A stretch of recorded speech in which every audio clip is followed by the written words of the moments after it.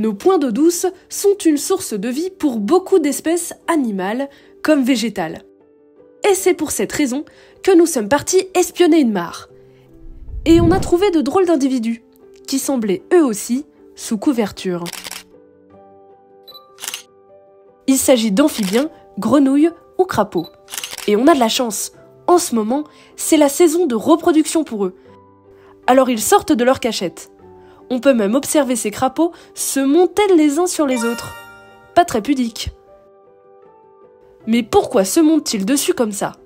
Ah, je sais, c'est sûrement encore un de ces fameux traits d'histoire de vie.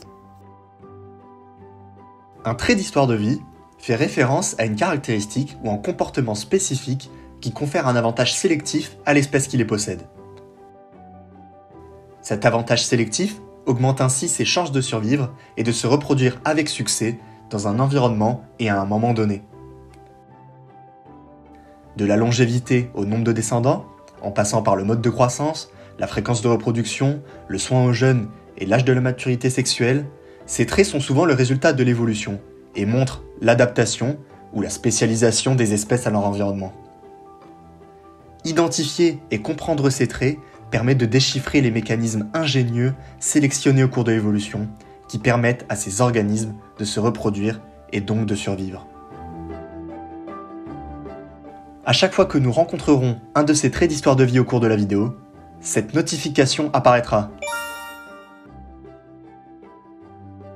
Comme vous l'avez compris, dans cette vidéo, c'est au trait d'histoire de vie des crapauds communs, Bufo, que nous allons nous intéresser. En temps normal, les crapauds communs vivent sur Terre. Ils ne rejoignent l'eau que pendant la brève période de reproduction, à la fin de l'hiver. Ils entament leur migration vers la zone de ponte seulement une fois que la température atteint 5 degrés au coucher du soleil, c'est-à-dire au plus tôt en février dans nos régions. À ce moment-là, ils se regroupent alors par dizaines, centaines, voire milliers autour de points d'eau forestiers pour s'accoupler et pondre leurs œufs. Ces points d'eau attirent les crapauds qui vivent aux alentours dans un rayon de 1 km. Les mâles, généralement plus petits, sont beaucoup plus nombreux que les femelles sur les sites de reproduction. Cela est dû au fait que les mâles restent sur ces points d'eau pendant l'entièreté de la saison des amours, tandis que les femelles n'y restent que le temps d'un accouplement. En plus, ces dames ne viennent visiter la mare qu'une année sur 2. Lorsqu'une femelle se met à l'eau, les mâles se jettent sur elle, chacun luttant pour être le premier à s'agripper. Leur instinct de reproduction est si fort qu'ils s'accrochent à tout ce qui bouge.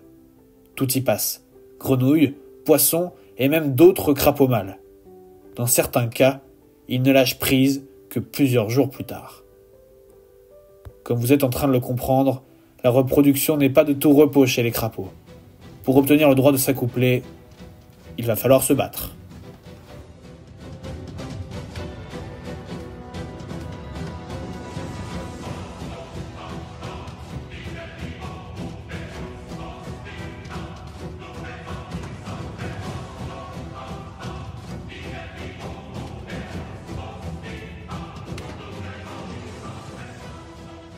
Le gagnant de la bagarre va pouvoir monter sur le dos de la femelle, mais pas de n'importe quelle manière. Ce dernier s'agrippe sous les aisselles de la femelle, comme un sac à dos, et ne la lâche sous aucun prétexte. Pour assurer sa prise, il possède des callosités nuptiales présentes sur 3 de ses doigts. Cette position s'appelle l'amplexus axillaire. Ne sont-ils pas mignons comme ça? On peut même les entendre faire des cris d'amour, écoutez.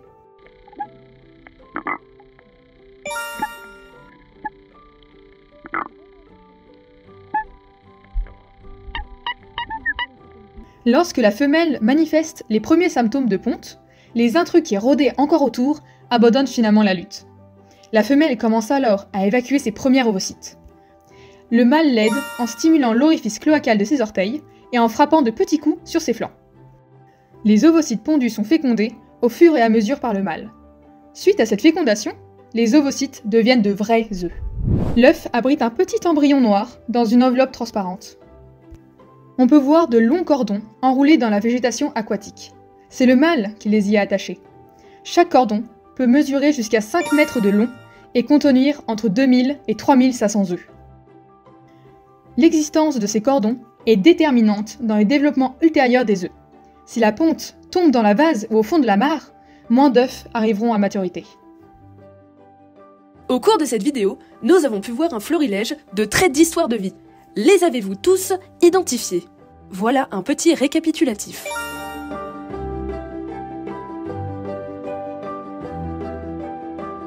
Et voici comment les traits d'histoire de vie permettent l'éclosion des œufs 3 semaines après la ponte. Maintenant, c'est le début de la vie de ces futurs crapauds. Sous forme de têtards, leur survie va être à nouveau parsemée d'embûches. Mais ça, c'est une autre histoire.